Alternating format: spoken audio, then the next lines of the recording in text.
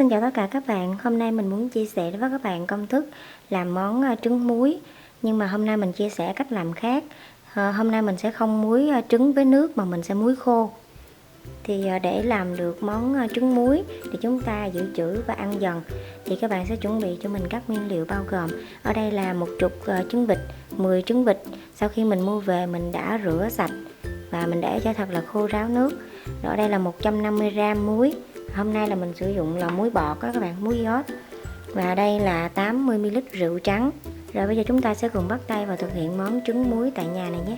Rồi với 150g muối, mình cho vào đây là nửa muỗng cà phê bột ngũ vị hương. Như vậy thì trứng muối của mình nó sẽ thơm ngon hơn. Rồi sau khi mình cho nửa muỗng cà phê bột ngũ vị hương vào trong muối, các bạn sẽ trộn đều. Nếu như các bạn có bột gừng á thì các bạn có thể là cho thêm bột gừng. Rồi đây là 80ml rượu trắng. Đầu tiên mình sẽ lăn trứng qua rượu.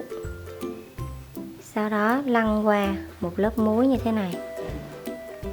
Rồi sau khi trứng mình đã lăn qua một lớp muối như thế này, ở đây mình có một miếng bột thực phẩm. Cho vào đây thêm một tí muối. Rồi mình cho trứng sau khi mình đã lăn qua rượu và một lớp muối. Bây giờ mình bọc thực phẩm lại.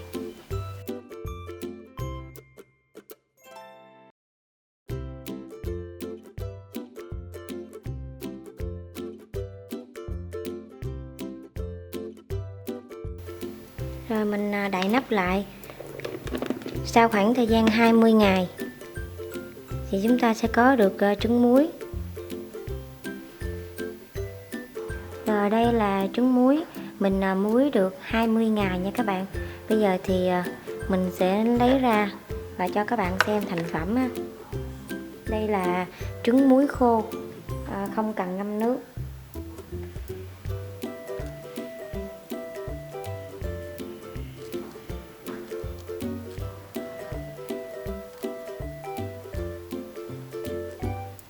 Bây giờ mình mang trứng này rửa qua nước nha, cho nó sạch cái lớp muối bên ngoài. Rồi đây là trứng muối mình đã rửa sạch cái lớp muối bên ngoài ha. Giờ mình sẽ đập trứng ra.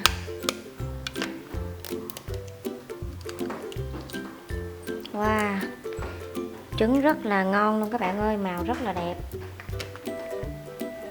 Rồi trứng nào như trứng nấy luôn hả các bạn, rất là tròn, đều.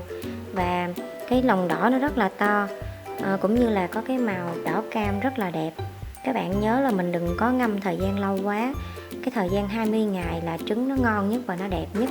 Còn mà thời gian chậm nhất á, cũng có thể là 22 ngày hoặc 24 ngày thôi.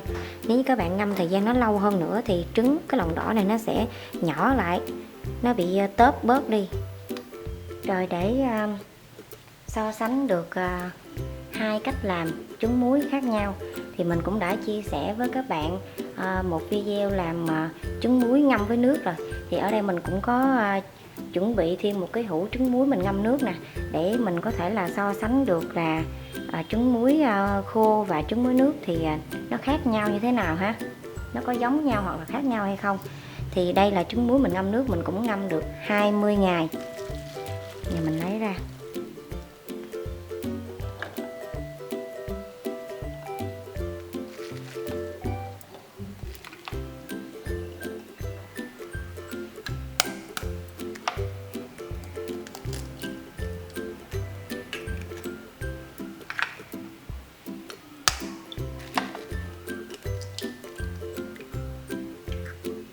Rồi đây là trứng muối, hai cách làm khác nhau, mình cho ra hai đĩa khác nhau.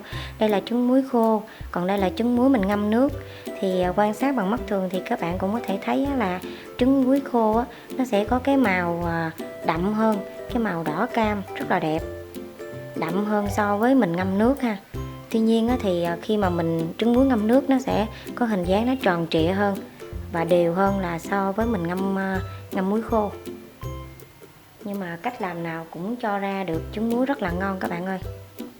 Thì với cách làm trứng muối khô, nếu như các bạn thích thì các bạn hãy áp dụng theo video này. Còn mà các bạn thích theo cách trứng muối ngâm nước thì các bạn hãy xem lại video cũ của mình nha. Rồi như vậy là chúng ta đã hoàn thành xong công thức làm trứng muối. Đây là cách làm trứng muối khô. Với cách làm này rất là đơn giản, không cần ngâm nước nhưng vẫn có được lòng đỏ trứng muối rất là to, tròn, màu đỏ cam rất là đẹp. Các bạn có thể là dùng trứng muối để chế biến rất là nhiều món ăn khác nhau, cũng như là để làm bánh. Rồi nếu như các bạn cảm thấy yêu thích cách làm này, đừng quên cho mình một like và đăng ký kênh ủng hộ cho mình, cũng như là chia sẻ cho thật nhiều bạn bè để biết thêm một công thức nữa về cách làm trứng muối nhé. Nếu như các bạn có góp ý hoặc là thắc mắc gì về cách làm này, hãy comment trực tiếp vào bên dưới, mình sẽ dành thời gian nhanh nhất để trả lời đến với các bạn. Cảm ơn tất cả các bạn đã theo dõi. Hẹn gặp lại. Bye bye.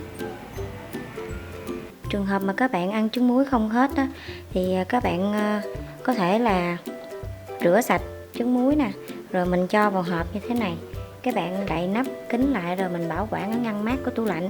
Còn trường hợp mà trứng muối mà các bạn đã bóc vỏ rồi á, thì mình ăn không hết, thì các bạn có thể là bảo quản ở ngăn đá nha.